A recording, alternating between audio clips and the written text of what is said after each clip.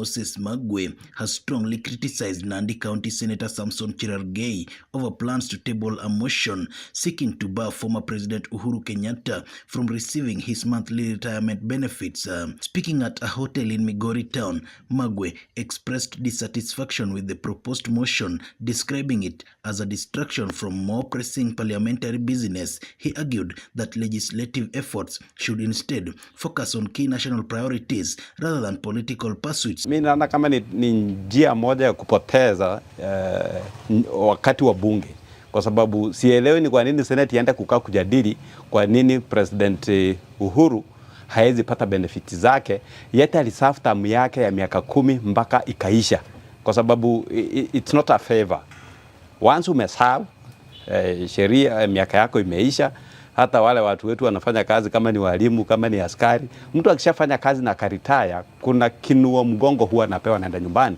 Na hapa kwa siasa, especially your position ya president, once you have served for your 2 terms, then you are entitled to your packages as retirement packages. Magwe also faulted the current administration, saying it has failed to deliver on its promises and is shifting public attention away from critical issues affecting Kenyans.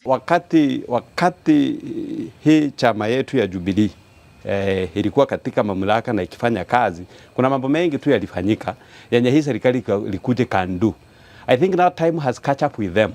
Wamerealize the entry ya President Uhuru kurudi kutaka kuonyesha Wakenya yale maneno aliwaambia 2022 na wengine wao hawakusikia, itakuwa a great problem to their government. So wanajaribu kila njia kutafuta njia yenye unaweza nyamazisha yeye asionge ndio waendelee kudanganya watu. Lakini nafikiri watu washarefuka, watu washaona, kila mtu anaangalia, kila mtu ashaona uongo yote imekuwa exposed. Tuliambiwa bodaboda watapewa sijui nini, hatujaiona.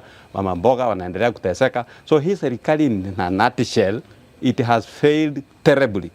So kama hii kazi wameona imewashinda, I think the best I could do ni kuweka vyombo chini waseme sisi tumeinua mikono. Hii kazi imetushinda, tulifikiria ilikuwa rahisi kufanya, lakini tumeona ni ngumu, na kwa hivyo wacha sisi tutembee. He also raised concerns that some senators could be influenced to support the motion, but maintained that such efforts will not deter the former president from remaining vocal on national matters. I don't think kuna senators watakubali kusupport hiyo motion. Lakini kwa sababu tunajua venye serikali zinafanyaka kazi, hao senators watanunuliwa, wengine watakuwa gagged, hiyo motion itapita, baada ya kupita itasainiwa itakuwa sheria, ikishasainiwa itakuwa sheria. Of course watasimamisha kulipa the former president benefits zake, lakini bado hiyo haitasimamisha demokrasia kuendelea kukua. Kwa sababu one thing I'm aware of, President Uhuru hapewi benefit ndia kue ama nyamaze. Haikuwa njia moja kupea benefit ndia aenda akae kwa nyumba. Alipewa benefit as his rights. Democratic, na bado akona space ya kuendelea kuongea maneno ya siasa, kwa sababu yeye ni mwanasiasa. Honestly, unataka fanya nini? What else atafanya, kwa sababu yeye amekuwa kwa siasa. Sasa hizi miaka mingine yote imebaki, mnataka fanya kazi gani? Ama akuwe pastor? He urged the Senate to prioritize the full transfer of devolved function still held by the national government to county administration, emphasizing that this will see success and prosperity of devolution. They have a responsibility to oversight the government, and they have a responsibility to make sure ya kwamba devolution works. They have failed terribly on maneno ya kuhakikisha ya kwamba devolution works. On that aspect they have completely failed. Kwa sababu most of the functions that are supposed to be devolved, they are still hanging at the national government, and they are doing nothing. In fact, they are clapping. They are supporting that. Instead of Cherargei taking a motion ya kupeleka sijui kutoa scrapping the benefit ya president, angepeleka motion ya kucompel his president ya kwamba zile function amekuamilia huko kwa national government azirudisha hapa kwa county government, such the county government can thrive. How do you devolve function to the county government but you retain the resources? How do you expect the county government to operate? Magwe further called on Kenyans to register as members of the Jubilee Party and actively hold the government accountable.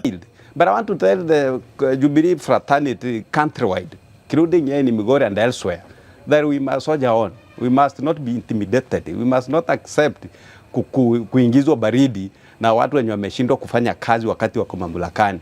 Wajitokeze, watu wa register as members of the party, tupate aspirants wengi kwa chama. Tunataka kuchukua serikali ndio turudishe mkondo ambayo tulikuwa tumeanzisha hapo nyuma ya kuhakikisha ya kwamba Kenya inasonga mbele, si maneno ya kupiga hapa kona alafu watu wanateseka, hakuna pesa kwa mfuko, kila mtu analia, biashara zimefungwa, alafu wewe unang'ang'ana hapa tunataka kutoa benefits. Lennox Odede reporting for Ndizi TV Africa from Migori County.